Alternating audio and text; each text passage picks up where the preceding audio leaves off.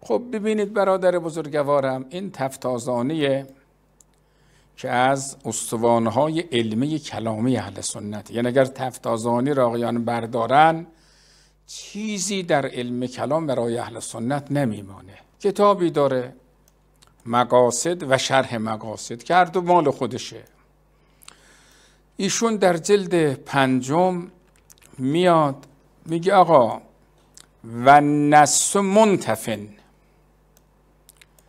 پیغمبر هیچ حدیثی ندارد در حق ابوبکر مع کونه اماما بالاجماع، با اینکه اجماع امت هست که آقای ابوبکر امام بوده. ببینید نصی ما نداریم. بله. هیچ نصی نیست. خب نصی نیست با اون تعابیری که ما قبلا از همین آقایان خواندیم، نسب الامام واجبون.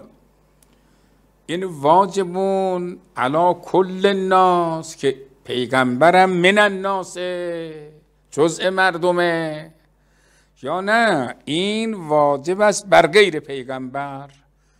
ما شنیدیم که یک سری مسائلی هست از مختصات پیغمبره، مثلا نماز شب واجب بر پیغمبر و مسائل دیگری که از مختصات رسول اکرمه، ولی نداریم یک چیزی که از مختصات مردم باشد ولی پیغمبر استثناء شده باشد.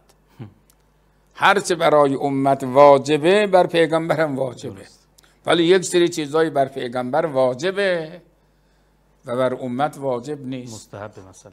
بله، یا در حد مستحب هم نیست.